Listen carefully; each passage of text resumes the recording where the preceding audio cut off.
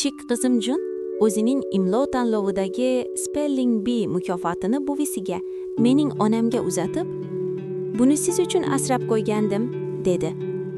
Onam esa majburiy jilmayib, "Sevgi qog'oz bilan qozonilmaydi", dedi-da, sertifikatni o'rtasidan yirtib axlat qutisiga tashladi. Jun o'sha hafta butun maktab bo'yicha 30 nafar bolani yengib, birinchi o'rinni olgandi. U buvisi faxrlanishini juda xohlagan edi. Ammo onam sertifikatga xuddi oddiy salfetkaday munosabatda bo'ldi. Eng yomoni, buni hech kim to'xtatmadi. Dadam ham, akam Adam ham jim turdi. Jun yig'lamadi, lekin uning ko'zlarida nimadir butunlay singandek tuyuldi. Shu payt katta qizim Rayli o'rnidan turdi. U onamning ko'ziga tik qarab dedi: "Agar buni yana bir marta qilsangiz, onam sizni moliyaviy ta'minotdan uzib qo'yishini aytaman. Uning bolalariga shunday munosabatda bo'lsangiz, uning yordamiga loyiq emassiz." Uy ichida mutlaq sukunat cho'kdi. Rayli singlisining yonida devordek turardi. Bu shunchaki bir sertifikat masalasi emas edi. Bu yillar davomida bizning oilamizga ikkinchi darajali munosabatda bo'lib kelinganining natijasi edi. Uyga qaytayotganimizda mashinada og'ir jimjitlik hukm surdi. Uyga kelgach, Rayli sekin dedi. U buni ataylab qildi, Juniyani qamsitish uchun. O'sha kecha men onam bilan birga foydalaniladigan bank hisobiga kirdim. Bu hisobdan men ularning ko'plab xarajatlarini to'lab kelardim. Men onamning nomini hisobdan olib tashladim va barcha parollarni o'zgartirdim.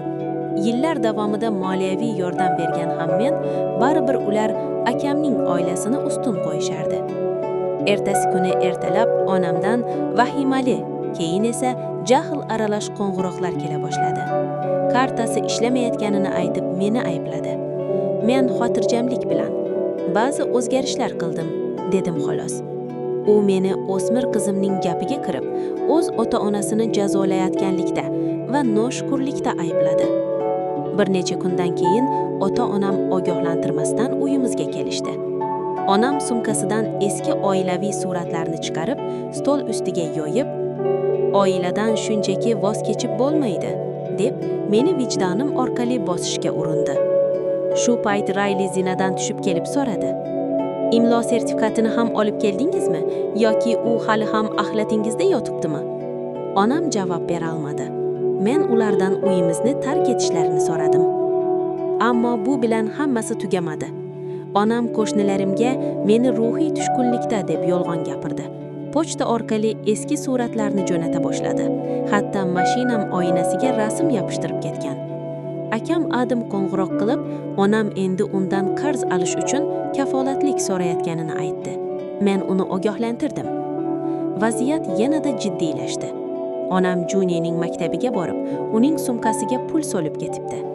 Yoniga "Keyingi g'alabangga uchun" deb yozilgan qog'oz ham qo'yibdi. Bu mening ruxsatimsiz bolamga ta'sir o'tkazishga urinish edi. Rayli bu pulni ko'rib, darhol yirtib tashladi. Men onamni, dadamni va ularning barcha raqamlarini blokladim. Maktabga rasmiy ravishda faqat men va Rayli Juniyani olib ketishimiz mumkinligini bildirdim. Akam Adam kelib, nega onamni bloklaganimni so'ragach, men unga onam Juniyaning maktabiga yashirincha borganini aytgach, u hayron qolib qoldi. Men undan so'radim: "Agar kimdir sening qizingni qamsitsa, sen nima qilarding?"